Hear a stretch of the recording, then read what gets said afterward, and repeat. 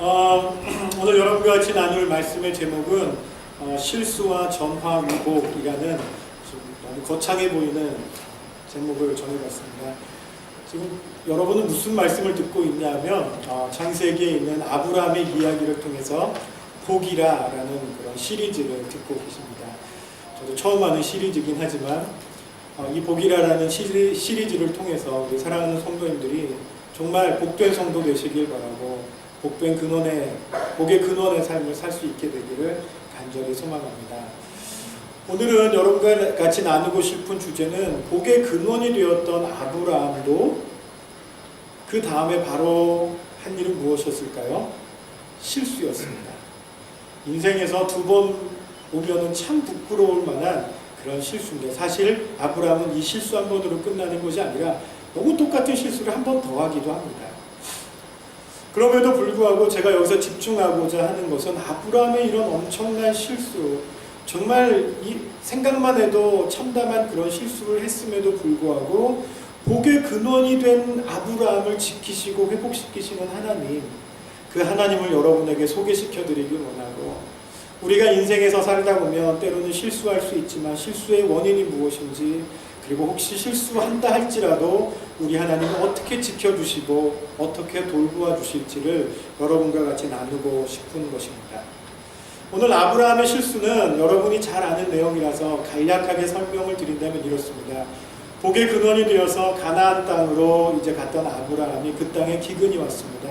여러분, 기근이라는 것은 쉬운 문제는 아닙니다. 삶에 굉장히 두려운 문제고, 당장 내년 일이 걱정되고 내일 일이 걱정되고 무엇을 먹을까 무엇을 마실까 엄청난 염려와 스트레스가 밀려오는 그런 상황이 되는 것입니다. 아무리 믿음의 조상이라 할지라도 이런 기근이 밀려오니까 아브라함은 쉽게 가장 빠르게 남들이 하는 방법을 따라서 결정을 하게 됩니다. 그것이 무엇이었습니까? 이집트로 도망가는 것이었습니다. 기근을 피해서 이집트로 도망가는 것. 그러나 이집트로 도망가는 것 그 자체가 문제가 아니라 이집트로 도망을 가는데 아브라함의 머릿속에 아주 희한한 생각이 들어옵니다. 뭐냐 하면 75세 된 할아버지가 65세 된 할머니를, 65세 된 할머니가 아니시군요. 죄송합니다. 65세 된 장년 부인을 이렇게 바라보시면서 오해를 하십니다. 너무 예쁘다. 약간은 팔불출기가 있으셨던 것 같아요. 그래서 우리 아내가 너무 예쁜데 이 아내를 데리고 이집트에 갔다가 사람들이 우리 아내에게 너무 반해가지고 나를 죽이고 아내를 데려가면 어떻게 하냐, 이런 염려가 생긴 것입니다. 사람이 근심을 하려고 마음 먹으면 말도 안 되는 상상 속으로 근심을 하게 되는 것 같아요. 그런데 그 근심은요, 근심으로 끝나지 않고 그것이 실제가 되어버리죠. 이런 노래가 있잖아요. 왜 슬픈 예감은 틀린 적이 없나, 이런 노래가 있죠. 정확히 맞췄습니다. 슬픈 예감이라고 생각했는데 틀리지 않고 정확히 맞춰져서 아브라함이 걱정했던 대로 이집트 땅에 갔더니 그 땅에 있는 사람들이 65세 된 장년 부인을 보시면서 홀딱 반해가지고 소문이 나기 시작합니다. 절세 미인이 이 땅에 왔다.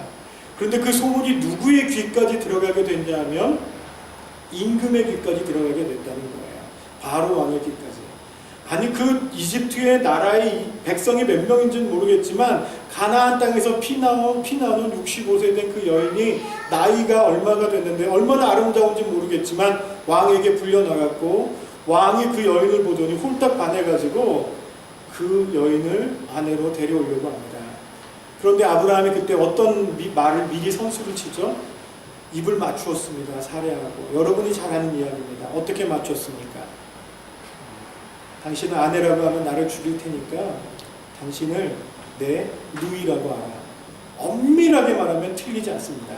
사촌간이거든요. 누이라고 해도 틀린 말은 아닙니다. 그런데 무엇을 감추면서 속였습니다. 그것이 무엇일까요? 아내라고 말하는 것을 속이게 됩니다. 그래서 결국 제가 아브라함이라면 얼굴 못 들고 다니겠는데, 바로가 그 누이인 사례를 데려오면서, 아내로 데려오면서 아브라함에게 뭘 주죠? 오늘 말씀 보면 저 이 말씀을 읽는데 가슴이 덜컥 내려앉더라고요. 소도 주고 양도 주고 낙타도 주고 남녀 동초구도 줬다는 거예요. 그거 받아가지고 올 때 아브라함이 아싸 좋다 뭐 이랬겠을까요? 아 땡 잡았다 이랬을까요? 아니요.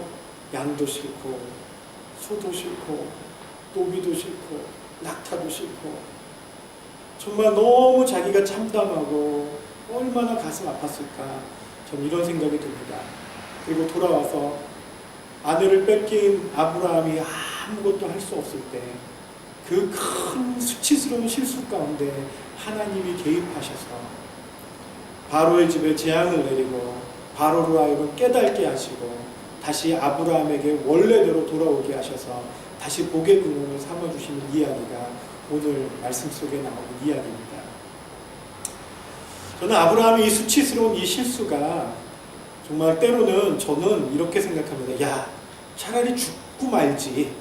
아이고 뭐 아내를 누이라고 속이고 그거 뺏기고 아 참 치사스럽다.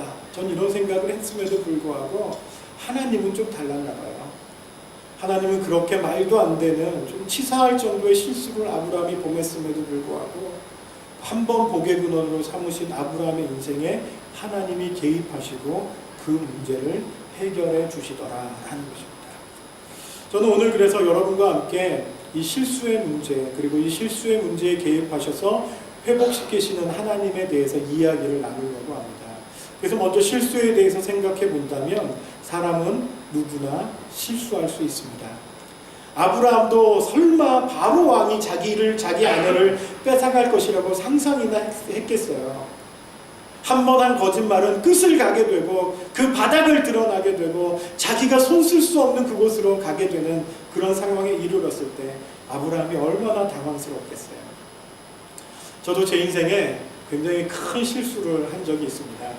그것도 다른 거 아니고 하나님을 하다가 한 실수인데요. 뭐냐면 제가 이제 전도사로 강남에 있는 큰 교회에 들어갔습니다. 출석 성도가 3,000명 정도 되는 교회인데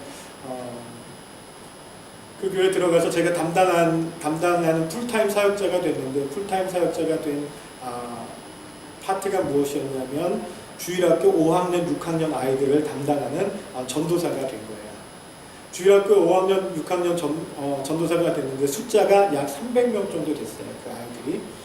그러니까 나름 이제 프라이드가 있어가지고 캠프를 하겠다고 했는데 그 캠프 중에 캠프파이어를 거기에 있는 집사님들과 이렇게 같이 으쌰으쌰 해가지고 제가 좀 일욕심이 많은가 봐요. 하려면 제대로 하자 해가지고 확 해가지고 캠프파이어를 했는데 그게 너무 잘 됐던 거예요.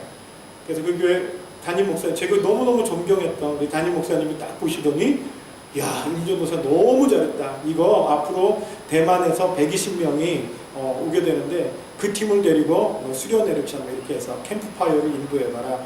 이렇게 했습니다. 갓 들어간 신입사원 1년차 전도사가 담임 목사님이 사역자만 30명 있었거든요. 그 중에 갓 들어간 신입 전도사 1년차 전도사가 이런 칭찬을 받으니까 세상이 안 보이더라고요. 그래가지고 야, 감사합니다. 최선을 다하겠습니다. 이래가지고 이제 막 오버하기 시작했습니다. 오버를 해서 그 산에다가 차로 트럭으로 싣고 가서 무대를 세팅하고 방송 장비를 최대한으로 잘 갖췄습니다. 거기 신디아나가 500만 원짜리 그거를 2대나 설치해 놓고 그 다음에 뭐 롱핀에서부터 PA 시스템까지 모든 장비를 다 갖춰놓고 총출동했습니다. 뭐 담임 목사님 허락까지 받았으니까 이제 뭐 누가 막는 사람도 없었어요. 내가 하겠다고 하는 대로 다 따라주고.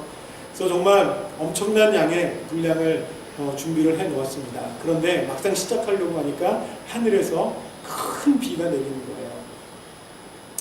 방송 장비의 최대의 적은 무엇이냐면 비입니다. 물입니다. 물이 닿으면 다 망가집니다. 그래서 웬만한 방송 장비를 가지고 할 때는 다 천막을 치고 비가 오는 것 같으면 천막을 치고 하는데 그날 천막까지 다 쳤는데도 감당할 수 없는 비였어요. 어제처럼 말입니다. 어제 괜찮으셨어요? 괜찮으셨군요. 다행입니다. 저희 집은 요만큼 남기고 멈춰서 하나님께 감사했습니다. 요만큼만 더 왔으면 20cm가 올라왔더라고요. 저희 집 마당으로. 요만큼만 더 왔으면 주님께서 주일 준비에 막대한 지장을 주셨을 텐데 막아주셔서 다행이었습니다. 어제 은총이가 나가가지고 막 막힌 하수구 뚫고 막 그래가지고 이만큼에서 딱 멈춰서 얼마나 감사했는지 몰라요. 근데 그보다 더 큰 비가 내린 거예요. 그것도 하루 종일 내렸습니다. 사람들은 말했습니다. 하지 마라. 이제 무리해서 하지 마라. 그만하자. 그런데 1년차 전도사에게는요, 거기에 생명을 거는 거예요. 그래가지고 절대 안 됩니다. 무조건 해야 됩니다. 해가지고 강행을 했습니다. 강행을 하기 시작했는데 이제 캠프파이어를 한참 진행하고 있는데 저기서 뭐가 천둥이 퍽 쳐는 거예요. 벼락이 내린 거죠. 벼락이 내렸는데 그게 무슨 땅을 타고 왔는지 롱핀을 하던 형제가 잡고 있다가 팡 나가 떨어졌어요. 롱핀도 꺼지고. 그럼 거기서 멈췄어야 되는데 일 욕심이 많은 제가 무조건 그래도 곱니다. 가겠습니다. 다른 롱핀 키세요. 그래가지고 또 했어요. 하다 보니까 이제 하나씩 망가지는 거예요. 마이크 하나 망가지고 2개 망가지고 신디 하나 소리 나지 않고 500만 원짜리 신디 하나 소리 나지 않고 저쪽에 2개 소리 나죠. 신디 소리 아예 없어지고 이제 테이프 틀었는데 테이프 망가지고 스피커 하나 나가고 펑펑펑 나가고 나중에는요 마이크 하나 앰프 하나 남았는데 그래도 끝까지 했다는 거 아니겠습니까? 이 똥꼬집이. 그래서 끝까지 딱 하고 났더니 딱 끝났습니다. 끝나고 났는데 제 마음에 눈물이 나더라고요. 억울해가지고 아니 내가 이렇게 준비했는데 왜. 근데 재미난 건요, 그 비를 다 120명이, 대만 성도 120명이 맞고 끝까지 하더라는 거죠. 이쪽에서 불이 빵 나고 저쪽에서 불이 빵 나고 저쪽에만 벼락치고 이러는데 결국에는 그날 방송 장비가 다 망가졌는데 손해가 얼마큼 났냐면 1,500만 원이 손해가 났습니다. 다 못 쓰게 된 거죠. 한마디로 다 못 쓰게 된 거예요. 그 비싼 방송 시스템이 다 망가졌습니다. 이제는 막 여기에서 욕을 먹기 시작하고 선배 목사님들이 와가지고 왜 똥꼬집 부렸냐 하지 말라고 그랬는데 이러면서 욕을 먹기 시작하는데 그 좌절과 낭만이요 얼마나 밀려오든지 내가 이거밖에 안 되나 이런 생각이 들었어요. 그런데 참 하나님이 너무 감사하게도 그렇게 실망하고 정말 내 고집으로 그 모든 것을 다 이렇게 막 엉망이 된 그 상황에 하나님이 개입하시더라고요. 그러더니 먼저 담임 목사님께 하나님이 개입하셔서 다른 사람들은 다 욕하는데 담임 목사님이 오더니 임전도사 수고했어 이 말 한마디 해주시더라고요. 얼마나 눈물이 나던지 여러분은 모른다니까요. 삼자는 몰라. 1,500만 원어치 시스템 다 망가뜨려서 창고에 쌓아놓고 말입니다. 눈물 뻥뻥 흘리고 있는데 목사님 오셔가지고 임전도사 수고했어 한마디 하는데 하나님이 칭찬해 주는 것 같더라고요. 너무 감동하고 있는데 나중에 알게 된 거예요. 거기 있는 방송기사가 전도사님 그때 찬양 인도할 때 기적이었던 거 아세요? 라고 말하더라고요. 뭔 기적이에요? 그랬더니 방송기사는요 이렇게 전기선 타고 전기가 다니는 게 눈에 보인대요. 그런데 분명히 전기가 지금 저기 전도사님한테 가고 있는데 그 빗속에서 마이크를 들고 하더라는, 무선도 아니고 무선은 이미 망가졌고 유선 들고 그걸 하더라는 거죠. 하나님이 안 지켜주셨으면 전도사님 돌아가셨을 거예요. 막 이러더라고요. 롱핀에 벼락 맞은 그 형제가 사는 것도 하나님 기적이고 하여튼 모든 온갖 비난이 다 몰려오고 있는 그쯤이었어요. 하나님 이제 내가 더 이상 일을 못하겠습니다 라고 하는데 그때 있던 대만에 있던 한 팀이 대만으로 돌아가서 갑자기 연락이 온 거예요. 그때 인도했던 임민철 전도사님이라는 분을 대만으로 보내주십시오. 네? 대만에? 대만에 왜요? 이렇게 담임 목사님 물었더니 거기에 있는 청소년 집회를 대중시에서 열게 되는데 청소년 집회를 인도하러 좀 보내주세요. 그래가지고 비행기 타고 대중시에 청소년 집회하러 갔다는 거 아닙니까? 한번 갔다 왔더니 그 다음에 또 다른 이제 밑에 있는 어디죠 거기? 대동인가요? 대동시 그쪽에서 또 불러가지고 그쪽에 가서 청소년 집회하고 그 다음에 또 선교팀으로 가고 하나님이 정말 제가 엄청난 실수를 했는데 그 실수 중에 하나님이 개입하시니까 오히려 하나님이 일하시는 꼴이 되었다라는 것이죠. 제가 지금 여러분께 무슨 말씀을 드리려고 하는지 좀 이해하셨으면 좋겠습니다. 1,500만 원 해먹은 이 사람도요. 똥꼬집 부려서 1,500만 원 해먹은 이 사람도 하나님이 개입하시니까 그것이 복이 되더라라는 이야기를 하고 싶은 겁니다. 우리는 누구나 살아가면서 실수를 할 수 있습니다. 크고 작은 실수, 이런 실수, 저런 실수. 그러나 하나님은 한 번 복의 근원으로 삼으신 그 사람을 때로 실수한다고 해서 그걸 버리시는 분이 아니라 우리가 실수해서 큰 어려움에 처했을 때 우리의 삶에 찾아오셔서 우리를 도와주시는 분이다라는 것이에요. 아브라함이 오늘 한 행위는 엄청난 실수입니다.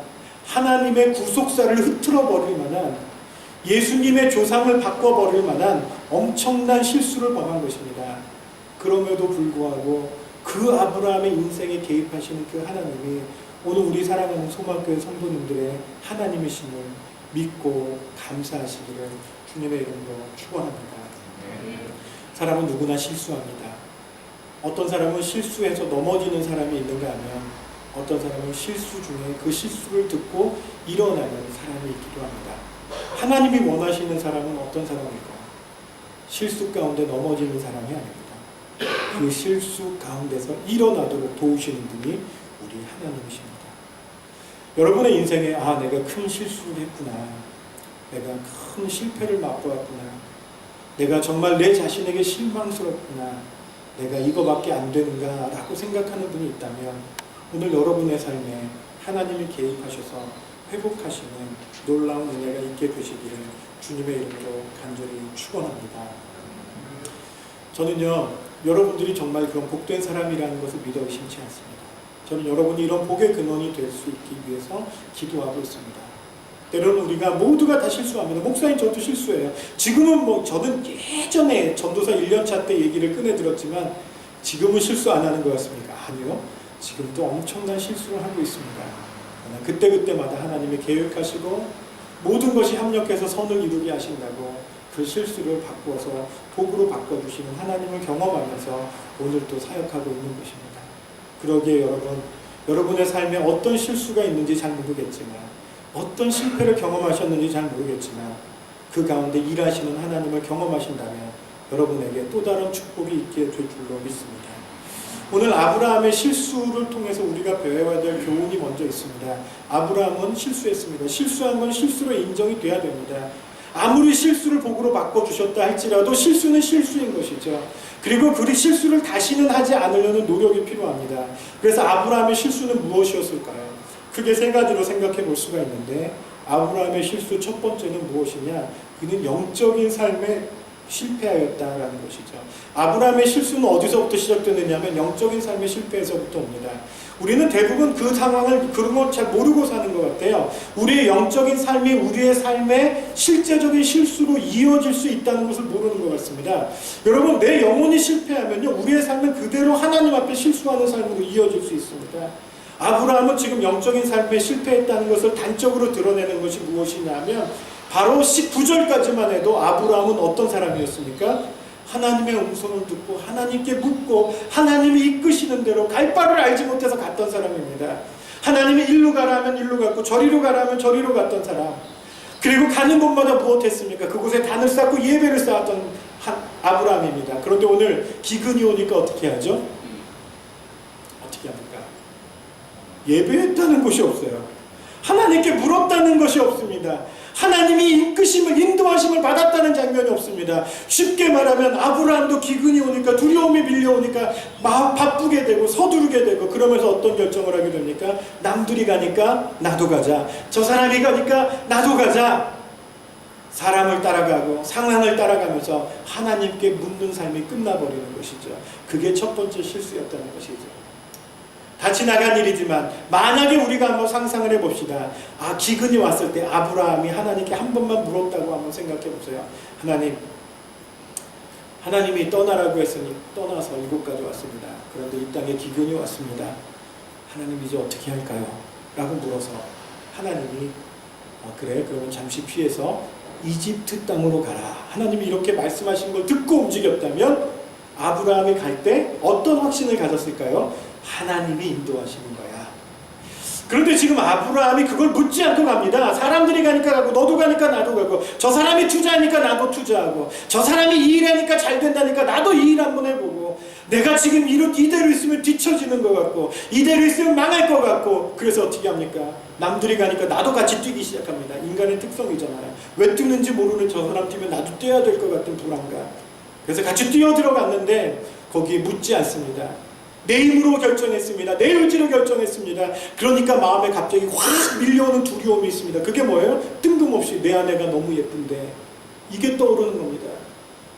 내 아내가 너무 예쁜데, 내 아내가 나보다 예뻐서 사람들이 나를 죽이면 어떡하지? 그리고 내 아내를 뺏어가면 어떡하지? 이런 말도 안 되는 염려가 확 밀려오는 것이죠. 그런데 만약에 아브라함이 하나님의 음성을 듣고 갔다면, 하나님이 이집트에 가라 그래서 갔다면 이런 문제는 문제될 게 없습니다. 왜 그랬을까요? 아브라함이 진짜 믿음 하나님께 묻고 갔다면 하나님이 지켜주시겠지. 아무리 아내가 이쁘다 할지라도 하나님이 지켜주실 거야. 나는 하나님께 묻고 가니까 이런 결정을 했을 텐데 그게 안 됐다라는 거예요. 내 힘으로, 내 의지로, 내 방법으로 가다 보니까 무엇이 발생하는 거예요? 내가 지켜야 되는 거예요. 누구를?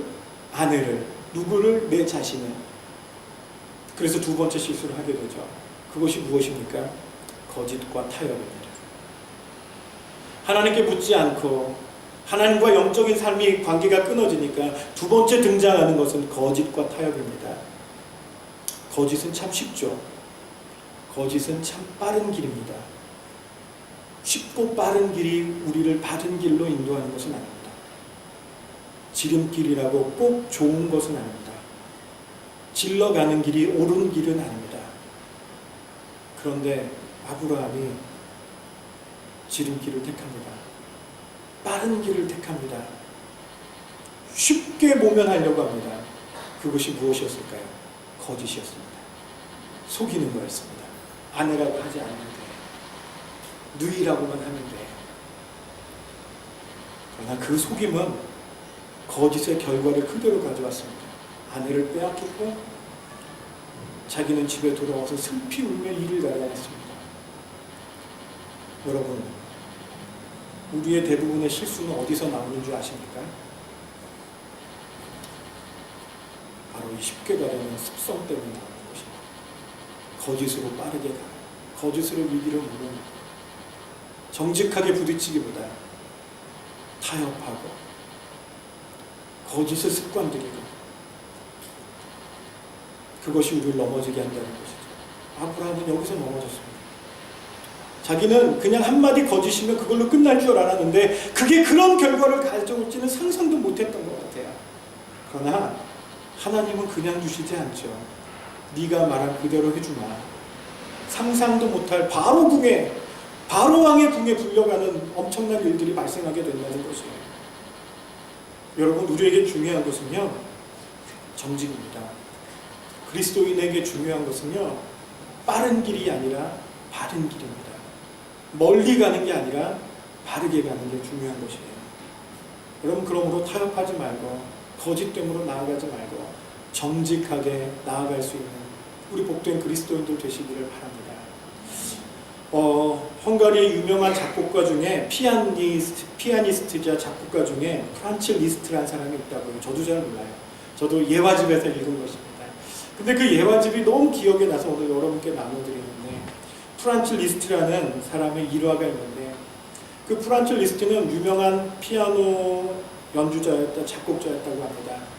근데 그 사람은 헝가리 사람인데 어느 날 독일의 작은 마을에 갔는데, 시골 마을에 일이 있어서 작은 마을에 갔는데 그 마을에 갔더니 포스터가 하나 붙어 있더라는 거죠. 근데 그 포스터가 뭔가라고 봤더니 거기에 자기 이름이 등장하더래요.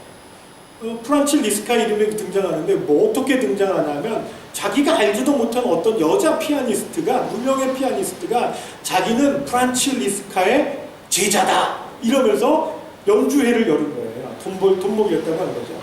그래서 프란츠 리스카가 참 기가 막힌 일도 다 있다라고 하고 있는데, 그 마을에 프란츠 리스카가 왔다는 소문이 나자 사람들이 우리 마을에 리스카가 왔대 이렇게 얘기하기 시작했습니다.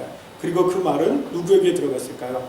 거짓 포스터를 붙이고 거짓으로 돈 벌려고 장사하려고 붙였던 그 여인의 귀에도 들어갔습니다. 그 여인이 어떻게 했을까요? 너무 겁나서 도망가고 싶고 이제 막 다 감추고 어디로 사라지고 싶었는데, 그때 마음에 이게 방법은 아닌 것 같다라는 생각이 들었답니다. 그래서 프란츠 리스카를 찾아갔습니다. 밤에 물어서 그리고 얘기했습니다. 사실은 제가 고아로 자라서 어렵게 피아노를 배웠고 정말 아무것도 없는 가운데서 피아노를 배워서 이 연주를 해서 먹고 사는데, 너무 무명이다 보니까 사람들이 오지 않아서 제가 선생님의 이름을 아무 허락 없이 거짓말을 썼습니다. 제가 잘못했습니다. 제가 그 포스터를 내려보고 거짓말했다고 밝히고 제가 다시는 그런 일을 하지 않겠습니다 라고 했다고 합니다. 그래서 리스카가 이렇게 보더니, 네, 잘못한 거 맞습니다. 거짓말로 내 이름을 쓴 것은 정말 잘못한 것이고 거짓말로 사람을 속인 건 정말 잘못한 것입니다. 그런데 한 가지, 당신이 오늘 이 자리에 왔기 때문에 내가 권해드리고 싶은 게 있는데 제 앞에서 피아노를 한번 쳐보십시오 라고 했다는 거죠. 그 여인이 리스카 앞에서 피아노를 칠 때 얼마나 떨렸겠어요. 그죠? 피아노를 연주하고 있는데 엉망이죠. 뭐 리스카가 듣기에는 무명으로 배운 사람이 뭐 얼마나 잘하겠어요. 치고 있는데 엉망이었는데 리스카가 이렇게 오더니 이 부분은 이렇게 하고 이 부분은 이렇게 하고 이 부분은 이렇게 하세요 라고 고쳐주었답니다. 여인이 너무 감동이 돼가지고 그걸 고치면서 눈물 흘리면서 그 연주를 했다고 해요. 너무 이제 연주가 한 번에 달라지는 거죠. 왜? 원포인트 레슨이라는 게 있잖아요. 한번 탁 레슨을 받고 나니까 너무 좋아졌어요. 그러고 났더니 리스카가 이제 이렇게 말했답니다. 지금부터 당신은 내 제자입니다. 이제 나가서 거짓말로 제자라고 말하지 마시고 정직하게 내 제자라고 말하세요 라고 얘기했다고 합니다. 저는 그 말이 참 이 예언가 참 제 마음에 와닿았어요. 뭐든지 숨기려고 하면 더 멀어지고 더 멀어지지만 정직하게 나가려고 하면 더 쉬운 길을 택할 수 있도록, 더 빠른 길을 택할 수 있도록 하나님이 이끌어 가시는 것을 보게 됩니다. 저는 우리 신앙인들이 위기를 모면하기 위해서 쉽게 할 수 있는 거짓말에서 정직의 삶으로 바꿔갈 수 있는 여러분 되시기를 바랍니다. 아브라함의 또 다른 실수는 무엇이었을까요? 그러다 보니까 불신이 밀려온 것이요. 세 번째 실수는 아브라함의 불신입니다. 두 가지 불신이 있는데 첫째는 미래에 대한 불신이고 두 번째는 하나님이 일하실 것에 대한 불신이었다는 거죠. 그렇지 않아요? 자기가 결정했고 자기가 떠나면서 자기가 거짓말을 하다 보니까 내 안에 무엇으로 가득한 거예요? 하나님이 없어요. 하나님이 다 내가 해야 돼. 그래서 하나님을 불신하게 됩니다. 미래 일도 내가 결정해야 돼요. 그리고 또 더 중요한 것은 하나님이 일하실 것에 대한 어떤 기대도 하지 않게 된다는 것이죠. 그래서 그는 결국 실패할 수밖에 없었고 넘어질 수밖에 없었습니다. 여러분, 아브라함의 실수는 일하시는 하나님, 내 미래를 책임지시는 하나님, 복의 근원 가운데 축복해 주시는 하나님이 동행하신다는 사실을 잊었다는 것과 그리고 그 하나님이 얼마나 큰 능력이 있으신지를 잊었다는 것입니다. 오늘날 많은 그리스도인들이 이 사실을 잊고 계시는 것 같아요. 우리 하나님이 얼마나 위대하신지, 우리 하나님이 얼마나 신실하신지, 우리 하나님이 얼마나 대단하신 분이신지. 우리는 믿는다고 해. 하나님 믿어요. 아, 좋으신 분이죠. 뭐 기도해야죠. 가끔씩 기도해야 되는데 기도가 잘 안 되네요. 도대체 왜 그래요? 우리는 믿기는 믿지만 그분이 내 삶에 진짜 역사하실 분으로 믿고 계시는 거냐는 거죠. 내 인생에 기근이 닥쳤을 때 그 기근의 문제를 하나님께 맡겨줄 만큼의 믿음이 되는 것입니까? 만약에 그렇지 않고 옆 사람이 뛰니까 나도 뛰고 옆 사람이 이렇게 가니까 이렇게 가고 요즘은 이게 트렌드야, 이게 대세야 해서 여러분이 결정하고 살아간다면 여러분의 삶에 일하실 하나님은 없는 거예요. 하나님의 경험될 방법이 없는 거예요. 여러분, 하나님은요 하나님의 방법으로 일하십니다. 여러분이 그 부분을 믿고 하나님을 맡기고 하나님께 믿고 나아가면 그 하나님이 일하심을 경험하게 되는데, 그게 하나님을 믿지도 않고 의지하지도 않고 바라보지도 않고 맡기지도 않았는데 어떤 것을 기대하십니까? 오늘 우리의 신앙이 이렇게 아무것도 기대감이 없는 신앙이 된 것은 여러분이 하나님을 믿지 못하고 있는 것 아니겠습니까?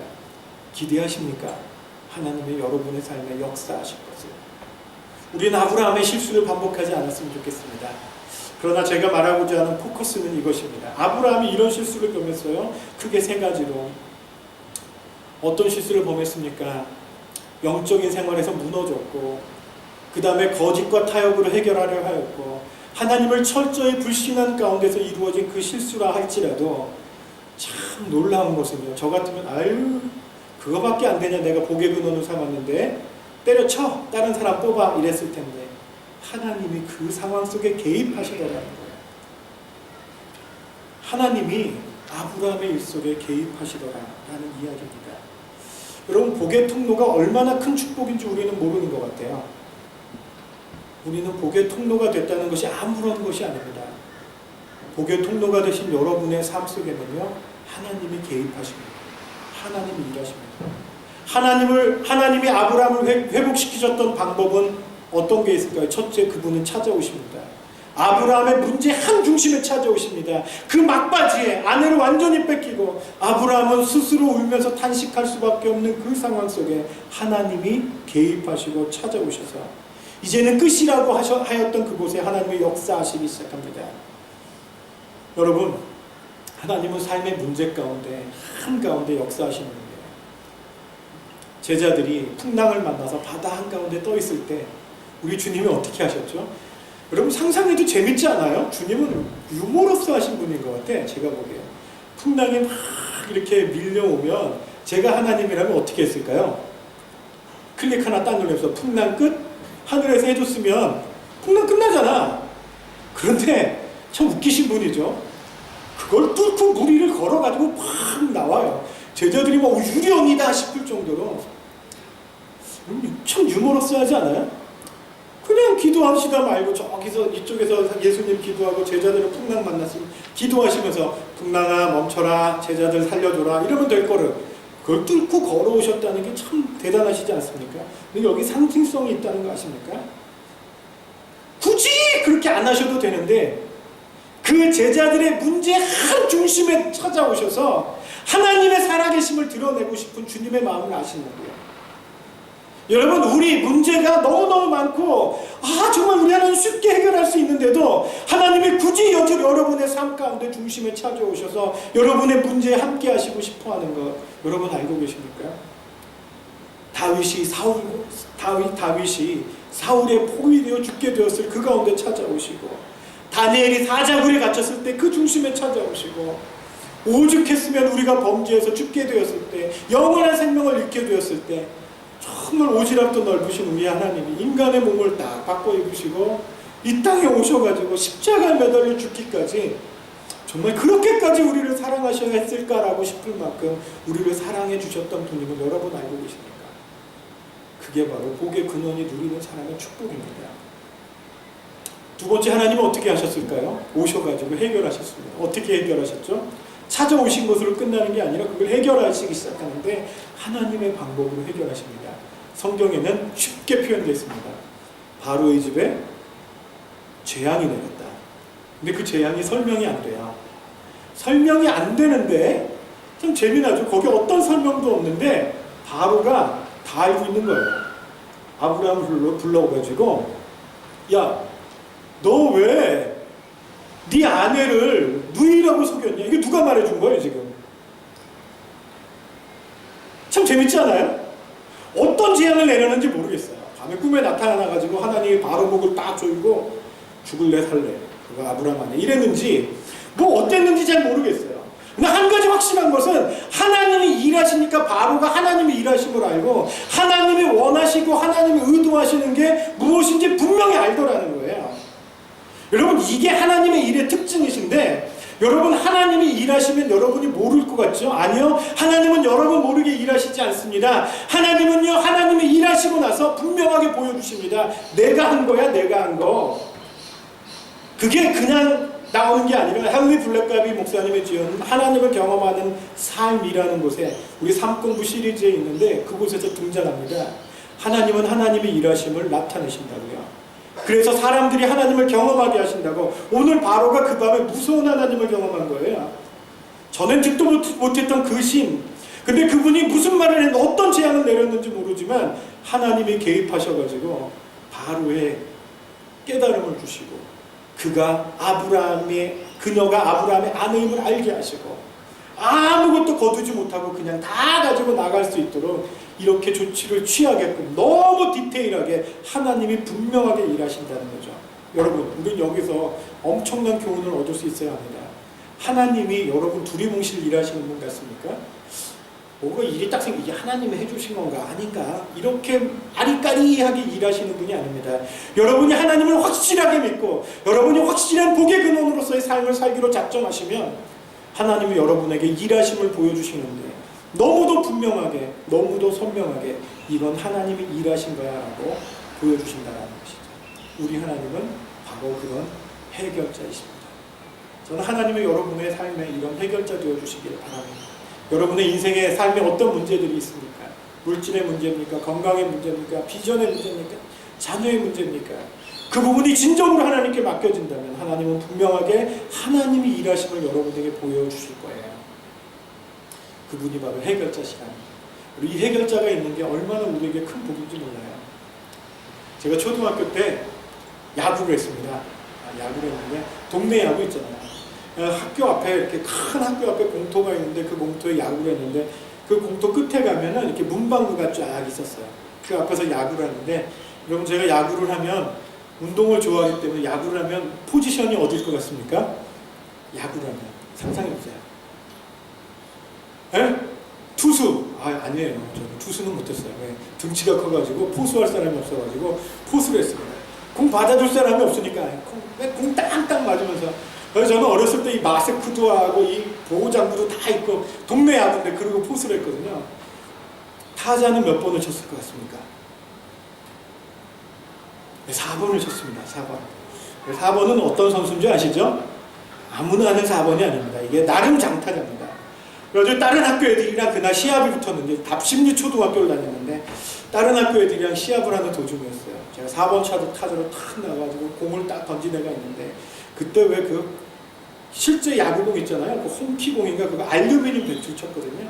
알루미늄 배트 처음 나왔을 때였어요. 탁 있는데 알루미늄 배트를 들고 있다가 야구공을 딱 던졌는데 제가 야구공을 딱 쳤습니다. 근데 그 쾌감이 있어요. 이 야구공이 스팟에 딱 맞았을 때 쨍 하는 소리와 함께 공이 쭉 날아가는 그 쾌감이 있거든요. 처음 딱 맞췄는데 얼마나 기분이 좋든지 이거는 보나마나 홈런이야. 이거 확실히 직감을 했습니다. 근데 문제가 있는 거예요. 공이 안 쓰는 거예요. 계속 날아가는데 갑자기 두려움이 밀려오기 시작합니다.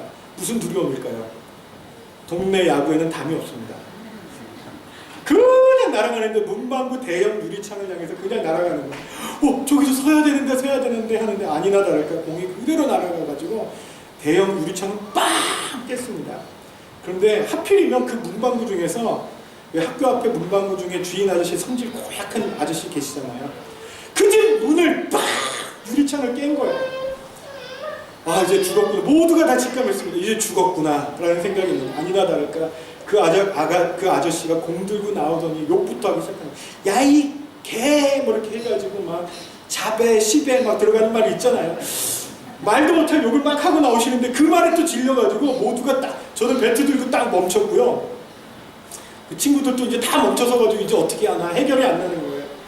그리고 있는데 어떤 놈이야 마지막 이 질문에 그 의리 없는 친구들이 누구를 봤을까요? 다 저를 탁 쳐다봅니다. 한눈에 봐도 난 줄 알 수 있더라고요. 저는 고개를 딱 숙이고 그 아저씨가 막 달려오더니 야이 해가지고 욕을 이제 그냥 욕부터 해야 되는 아저씨였어요. 욕을 하더니 막 어떻게 할 거야 막 이러면서 막 난리가 난 거예요. 그런데 눈치 빠른 제 동생이요. 그 사건이 터지자마자 집으로 쫙 달려가가지고 그때는 목사님이 아니신 금은방 사장님이셨던 저희 아버지를 데리고 온 거예요. 저희 아버님 동네에 소문나 있었거든요. 승질 고약하시기로. 사장님이 그걸 딱 저희 아버님이 등장하는 순간 그 사장님이 김 사장인가 김 사장 걔 내 아들이야 이렇게 하는 순간 임 사장 아들이었어? 뭐 이러면서 갑자기 막 공손해지더라고요. 애들이 그거 놀다 보면 그럴 수 있죠. 얼마야 내가 다 갚아줄게. 그래서 돈 딱 치고 나니까 더 놀아라 이러시더라고요. 그날 아버지가 얼마나 고맙던지. 해결자 되신 게 그런 거예요. 나는 안 돼. 내 힘으로는 도저히 안 돼. 그분이 딱 오시니까 나에게 욕하던 사람도 공손해지고 돈 내니까 더 놀아라 이렇게 되더라는 거죠. 여러분 우리 인생의 때로 우리가 해결자 되려고 해서 너무너무 힘들고 어렵고 막막하고 답답할 때가 있어요. 우리 인생의 진짜 해결자 되신 그분이 오시면 우리가 생각했던 그 모든 고민들은 사실은 별 고민이 아닐 수 있다는 걸 알고 계십니까? 그분을 그런 하나님으로 믿고 계시느냐가 더 중요하다는 거예요. 저는 여러분의 삶에 이런 해결자 되신 하나님이 함께 하실 수 있게 되시기를 바랍니다. 그리고 이 해결자 되신 하나님은 아브라함에게 또 다른 것을 해결하시는데 그게 무엇일까요? 그 모든 실수를 득이 되게 하시더라는 거예요. 그래서 전화위복이라는 것이죠. 아브라함이 그 모든 것을 실수를 했음에도 불구하고 오히려 그곳에서도 재산을 얻어오게 하고 또 다른 인생의 기회를 갖게 하셨던 하나님. 우리 하나님이 드라마틱하셔서 때로는 우리 실수조차도 변화해서 기회로 삼아주시는 분이 우리 하나님이십니다. 저는 여러분이 그런 하나님을 경험할 수 있게 되시기를 바랍니다. 그리고 나서 더 기가 막힌 것은 하나님이 아브라함에게 어떻게 하셨을까요? 다시 시작하라 하십니다. 저는 이 부분이 있는데 너무 감동이 됐어요. 다시 시작해라. 13장 1장이 어떻게 시작되는 줄 아세요? 이집트에서 나와서 다시 시작하더라. 이렇게 시작이 돼요. 여러분, 이런 기가 막힌 하나님이 어디 있어요? 내가 실수했으면 그것으로 네가 책임지고 너는 이제 물러나, 이게 아니라 실수했음에도 불구하고 다시 해봐. 다시 한번 힘내서 살아봐. 이게 우리 하나님이시라는 것이죠. 여러분, 이런 하나님을 여러분 경험하실 수 있게 되길 원합니다. 제가 얼마 전에, 예전에도 한번 말했죠. 컴퓨터에도 리셋 버튼이 있더라고요. 포맷 팩토리가 되더라고요. 막 망가지고 헝클어졌는데 포맷 팩토리를 팩토리 포맷을 딱 하니까 처음 왔을 때로 되더라고요. 처음 산 것처럼 쓸 수 있게 되는 기능이 요즘 컴퓨터에도 있습니다. 그러나 그 컴퓨터에만 있는 게 아니라 그 기능이 우리의 삶에도 있습니다.